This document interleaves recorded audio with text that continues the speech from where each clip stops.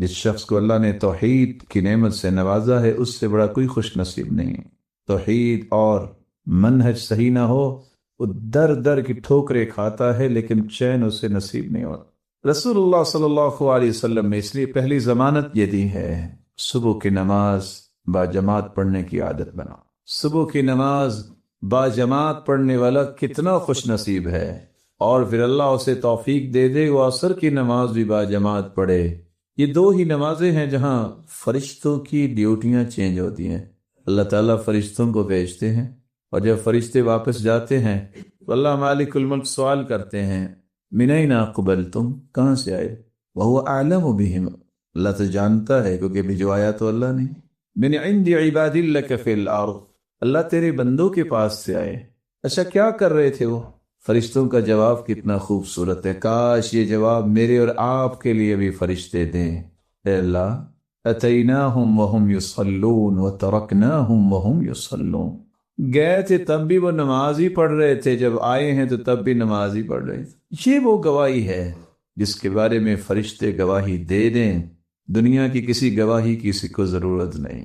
فرشتے گواہ، اور کھربوں فرشتے گواہ جس کے بن جائیں، مالک الملک اسے اپنے انعامات اور جنت سے محروم کیسے کرے؟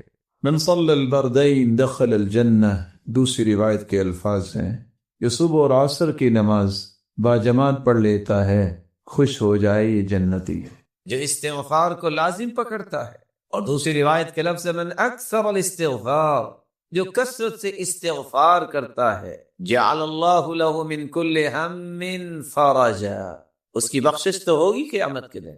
اللہ انعامات سے تو نوازیں گے، لیکن دنیا میں بھی اللہ رب العزت اس کے غم کو خوشی میں تبدیل فرما دیتے، ومن کل ضیق مخرجا، اور اس کی تنگی کو آسانی بنا دیتے ہیں، ورزقہ من حیث لا یحتسب، اور اللہ رب العزت وہاں سے اس کو رزق عطا کرتے ہیں دنیا میں جہاں سے اس کا گمان بھی نہیں۔ اور قرآن مجید میں اللہ رب العزت اس لیے فرماتے ہیں نوح علیہ الصلاۃ والسلام کی حکایت کر کے، فَقُلْتُ اسْتَغْفِرُوا رَبَّكُمْ إِنَّهُ كَانَ غَفَّارًا يُرْسِلِ السَّمَاءَ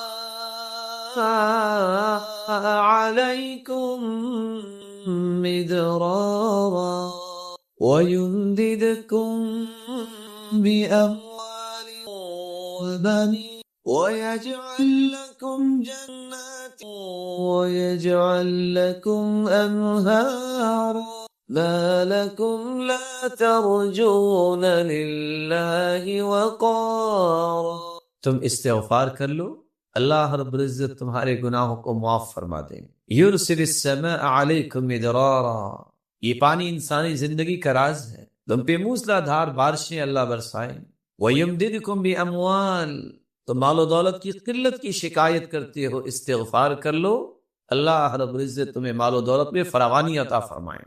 وَبَنِينَ، تم اولاد کی نعمت کو ترستے ہو، استغفار کر لو، اللہ تمہیں اولاد کی نعمت سے نواز دیں گے۔ وَيَجْعَلْ لَكُمْ جَنَّاتٍ، تم پھلوں سے ترستے ہو، اللہ تمہیں باغات کا مالک بنا دے۔ وَيَجْعَلْ لَكُمْ أَنْهَارًا، تم پانی کی بوند بوند سے ترستے ہو، اللہ رب العزت تو تمہارے لیے نہریں جاری کر دے گے، نہروں کا بندوبست فرما دے۔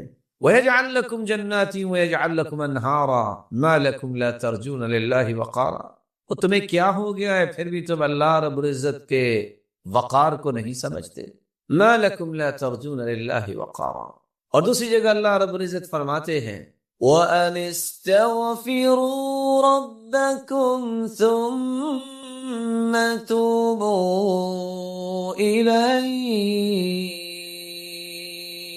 يُمَتِّعْكُمْ مَتَاعًا حَسَنًا إِلَى أَجَلٍ مُّسَمًّى، استغفار تم کر لو، جب تک زندہ رہو گے اللہ تمہیں سکون اور وقار کی زندگی نصیب فرما دے۔ استغفار کا فائدہ آخرت میں تو ہے لیکن دنیا بھی سنورتی۔ اور تیسری جگہ اللہ رب العزت فرماتے ہیں وَيَا قَوْمِ اسْتَغْفِرُوا رَبَّكُمْ ثُمَّ تُوبُوا إِلَيْهِ يرسل السماء عليكم مدرارا ويزدكم قوة إلى قوتكم ولا تتولوا مجرمين.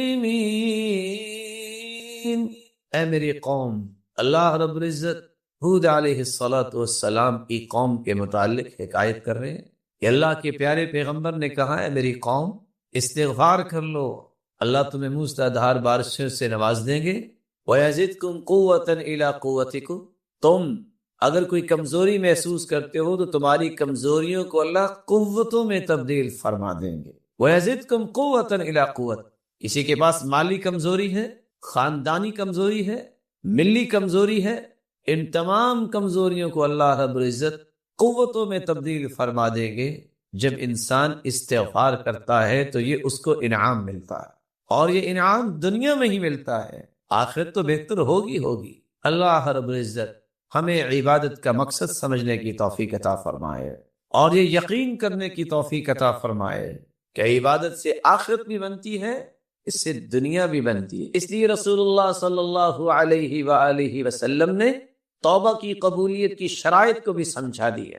اس وقت تک توبہ نہیں ہوتی جب تک انسان اللہ کو راضی کرنے کی نیت نہ کرے. لوگوں کے سامنے ہاتھ اٹھا لے اور کہے میں توبہ کر رہا ہوں، مقصود شہرت ہو، ناموری ہو کہ بڑی دعائیں کرتا ہے، ایسے بندے کی توبہ کیسے اللہ قبول فرمائیں؟ سب سے پہلی شرط یہ ہے خلوص نیت، اللہ کو راضی کرنا، اپنے گناہوں کو پاک صاف کروانا، اپنے گناہوں کو معاف کروانا. جب یہ انسان کی نیت ہوتی ہے تو پھر اللہ معاف کر دیتے ہیں. ان اللہ یقبل، رسول اللہ صلی اللہ علیہ وسلم کا فرمان ہے، ان اللہ لا يقبل من العمل الا ما كان له خالصا وابتغي به وجهه. اللہ رب العزت کے ہاں وہی عمل قابل قبول ہوتا ہے جو اللہ کی رضا کے لیے کیا جائے اور اسی کی رضا مقصود ہو.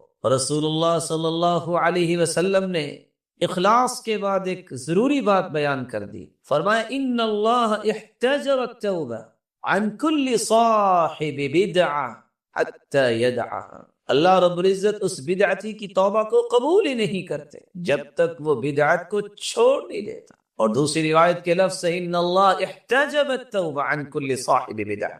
اللہ اس شخص کے سامنے پردہ لٹکا دیتے ہیں جو بدعت کا مرتکب ہوتا ہے. دوسرے لفظ میں اسے محمد مصطفیٰ کے طور طریقے پسند نہیں آئے. آپ کی ذات جس طرح بے مثال ہے آپ کے اقوال بھی بے مثال ہے، آپ کی ذات جس طرح اعلیٰ ہے آپ کے اعمال بھی اسی طرح اعلیٰ ہے. جو رسول اللہ صلی اللہ علیہ وسلم کے اقوال اور اعمال مبارکہ کو اہمیت نہیں دیتا، اللہ رب العزت کے ہاں اس شخص کی کوئی اہمیت نہیں. اخلاص اور بدعت سے دور ہونا، جب تک بدعت کو چھوڑ نہیں دیتا اس وقت تک اس کی توبہ کو قبول نہیں کیا جاتا. تیسری شرط الاعتراف، انسان اقرار کرے، اعتراف کرے کہ میرے مالک مجھ سے گناہ ہو گیا ہے. ان العبد اذا اعترف ثم تاب تاب اللہ علیہ. بندہ مومن جب اعتراف کر لیتا ہے، اقرار کر لیتا ہے تو اللہ رب العزت اسے معاف فرما دیتا. چوتھی شرط یہ ہے الاقلاع عن الذنب، جس گناہ سے توبہ کر رہا ہے اس گناہ کو چھوڑ دے. جب انسان اس گناہ کو چھوڑ دیتا ہے تبھی اس کی توبہ ہے.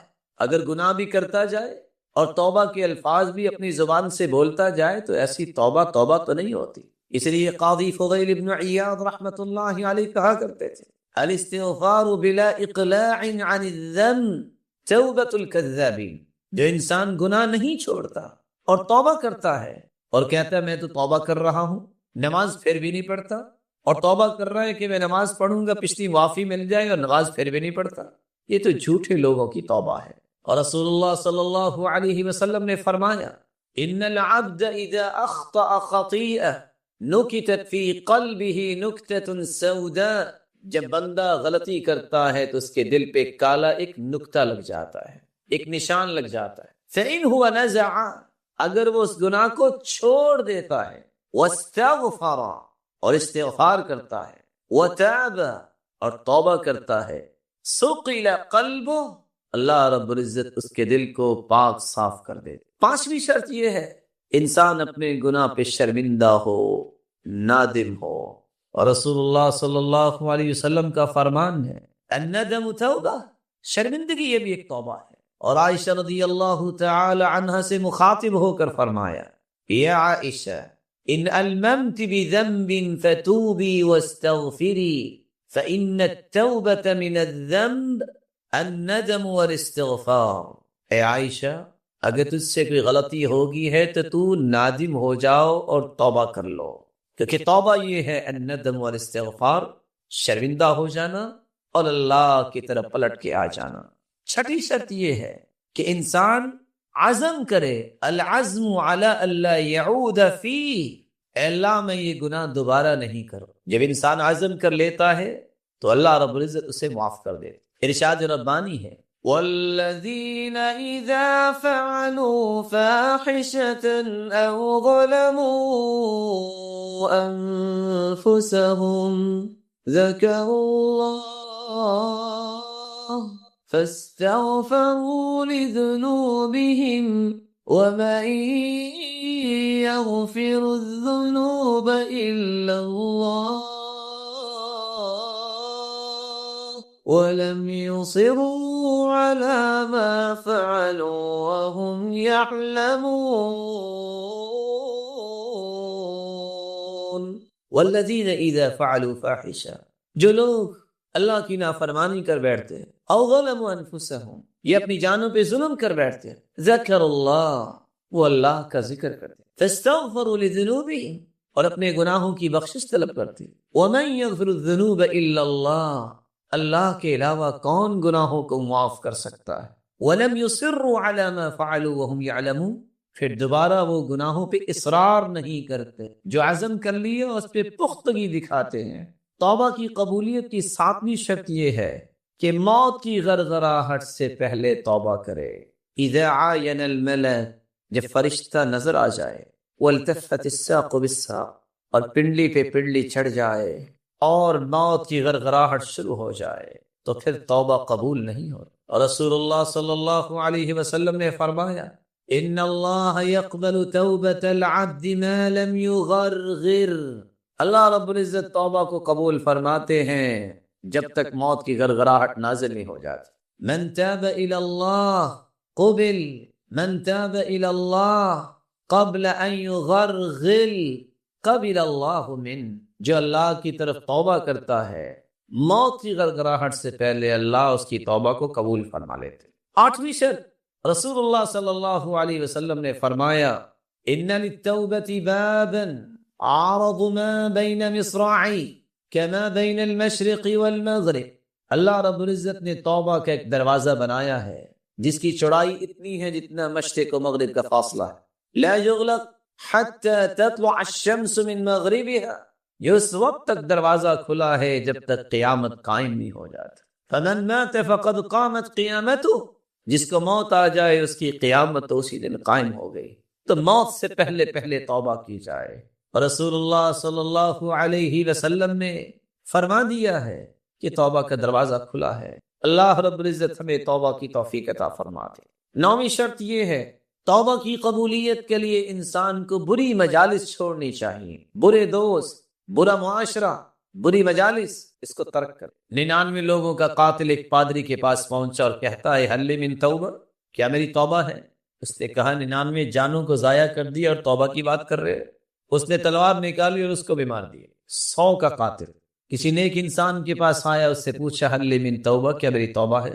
کہا کیوں نہیں، اللہ کی رحمت بڑی وسیع ہے، لیکن سنو ائت قریۃ کذا وکذا فانہم یعبدون اللہ، فلاں بستی میں چلے جاؤ، وہاں اللہ کی عبادت کرنے والے لوگ رہتے، یہ بستی چھوڑ دو۔ وہ شخص نکلا فادرکہ الموت، راستے میں اسے موت آ گئی، گر گیا۔ اللہ کی نورانی فرشتے آئے، اس کی روح قبض کی ملک الموت نے، اور وہ فرشتے جو اس روح کو جنت میں لے جانے والے تھے وہ بھی موجود ہیں، جو جہنم میں لے جانے والے وہ بھی موجود ہیں۔ فاختصمت الملائکہ، فرشتوں میں آپس میں جھگڑا ہوا، وہ کہیں یہ توبہ کر کے آیا ہے، اس کو جنت میں لے جانا ہے، دوسرے کہیں نہیں اس نے کوئی عبادت تو کی نہیں ہے، یہ کیسے جنت میں جائے گا۔ اللہ نے ایک اور نورانی فرشتہ بھیجا کہ فیصلہ کرواؤ، قیسوا بینہما، ان دونوں کے درمیان نیک لوگوں کی بستی اور برے لوگوں کی بستی، ان دونوں کے درمیان پیمائش کرو، اس کا جسد خاکی جن لوگوں کے قریب ہوگا فیصلہ ہو جائے. فقاسو، جنہوں نے پیمائش کی، فوجداہ الی ہذہ اقرب بشبر، اس کا جسد خاکی نیک لوگوں کی طرف ایک بلشت قریب تھا، فیصلہ ہو گیا کہ یہ جنت میں جائے. اللہ رب العزت توبہ قبول کرتے ہیں اس شخص کی جس شخص کی نیت خالص ہو، بدعت کو چھوڑ دے، اقرار کر لے، اعتراف کر لے، شرمندہ ہو جائے، اس گناہ کو چھوڑ دے جس سے توبہ کر رہا ہے، عزم کرے کہ آئندہ نہیں کروں گا، موت کی غرغراہٹ سے پہلے، قیامت سے پہلے، موت سے پہلے توبہ کرے اور برے لوگوں کی صحبت کو چھوڑ دے. اللہ رب العزت توبہ قبول فرماتے. اللہ رب العزت ہمیں ان شرائط کو سمجھنے کی توفیق عطا فرمائے اور ہماری توبہ کو قبول فرمائے. ہمیں توبہ کرنے کی توفیق عطا فرمائے اور ہماری توبہ کو قبول فرمائے. رسول اللہ صلی اللہ علیہ وسلم نے سورۃ الفاتحہ کے بارے میں کتنی خوبصورت باتیں بیان کی. سب سے پہلی بات، رسول اللہ صلی اللہ علیہ وسلم نے فرمایا والذی نفسی بیدی، قسم ہے اس ذات کی جس کے ہاتھ میں میری جان ہے، ما انزل فی التوراۃ ولا فی الانجیل ولا فی الزبور ولا فی الفرقان مثلها یعنی القرآن، وإنها لسبع من المثانی والقرآن العظیم الذی اعطیتہ. اللہ تعالیٰ نے آسمانی اور الہامی کتابوں میں سے نہ تو تورات میں ایسی صورت نازل کی، نہ انجیل میں ایسی صورت نازل کی، نہ ہی زبور میں ایسی کوئی صورت نازل کی، اور نہ ہی قرآن مجید میں ایسی صورت ہے جیسی اللہ تعالیٰ نے سورۃ الفاتحہ کو نازل کر کے اپنی مخلوق پر انعام کیا ہے. یہ 7 آیتیں بار بار پڑھی جانے والی ہیں. یہ القرآن بھی ہے، قرآن مجید کی ماں کا درجہ اس کو دیا گیا. الکتاب بھی ہے، یہ کتاب اللہ کی ماں کا درجہ دیا گیا اس کو. رسول اللہ صلی اللہ علیہ وسلم نے ایک دوسری روایت میں فرمایا کہ سورۃ الفاتحہ یہ ایک بے مثال نور ہے، ایک ایسی روشنی ہے. سیدنا عبداللہ ابن عباس رضی اللہ تعالی عنہ بیان کرتے ہیں، بینما جبریل قاعد عند النبی صلی اللہ علیہ وسلم سمع نقیضا من فوقه فرفع رأسه فقال. رسول اللہ صلی اللہ علیہ وسلم کے پاس جبریل امین تشریف فرما تھے. اچانک سے ایک آواز آئی. رسول اللہ صلی اللہ علیہ وسلم نے اپنا سر مبارک اٹھایا اور پوچھا یہ آواز کیسی ہے؟ تو جبریل امین نے جواب دیا هذا باب من السماء فتح اليوم لم يفتح قط الا اليوم. آسمان کا یہ وہ دروازہ کھلا ہے جو آج تک نہیں کھلا تھا. فنزل منه ملک، اور اس دروازے سے ایک فرشتہ زمین کی طرف اترا ہے. فقال هذا ملک نزل الى الارض لم ينزل قط، پہلے نہیں اتارا گیا یہ فرشتہ الا اليوم، آج ہی اس کو اترنے کا حکم دیا گیا. فسلم، اور اس فرشتے نے اتر کر سلام کہا. وقال ابشر بنورین، اے اللہ کے محبوب 2 روشنیوں کے لیے، 2 روشنیاں اور 2 نوروں کے ساتھ آپ کو خوشخبری دینے آیا ہوں. اوتیتہما لم یؤتہما نبی قط قبلک، ایسے نور جو آپ سے پہلے کسی نبی کو عطا نہیں کیے گئے. فاتحۃ الکتاب ایک سورۃ الفاتحہ ہے، وخواتیم سورۃ البقرہ، اور سورۃ البقرہ کی آخری آیات ہیں. لن تقرأ بحرف منہما الا اعطیتہ، سورۃ البقرہ کی آخری آیتیں اور سورۃ الفاتحہ کا کوئی بھی حرف آپ پڑھیں تو اللہ رب العزت اس ایک ایک حرف کے بدلے عطائیں کرتے ہیں. اور یہ روایت صحیح ترغیب میں موجود ہے. بلکہ رسول اللہ صلی اللہ علیہ وسلم نے اس سورت کی عظمت کو بیان کرتے ہوئے صحابہ کرام کو کتنی خوبصورت بات سمجھائی. صحیح بخاری کا وہ واقعہ کتنا مشہور ہے کہ جب صحابہ کرام بنی سلیم کے قبیلے میں پہنچے، جب پتہ چلا، ایک آنے والی عورت نے بتایا کہ ہمارے قبیلے کے سردار کو بچھو نے کاٹ لیا ہے، کیا آپ کے پاس کوئی ایسا شخص ہے جو شخص دم کر سکتا ہو؟ تو رسول اللہ صلی اللہ علیہ وسلم کے ایک صحابی جنہوں نے صرف سورۃ الفاتحہ تلاوت کی اور اس کو دم کر دیا۔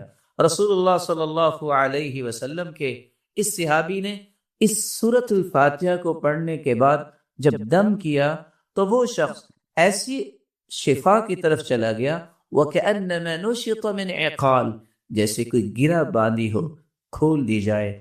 رسول اللہ صلی اللہ علیہ وسلم کے صحابہ نے کہا جب تک اللہ کے رسول سے بات نہ ہو جائے تو یہ انہوں نے جو 30 بکریاں بطور عوض اس کے دیا ہے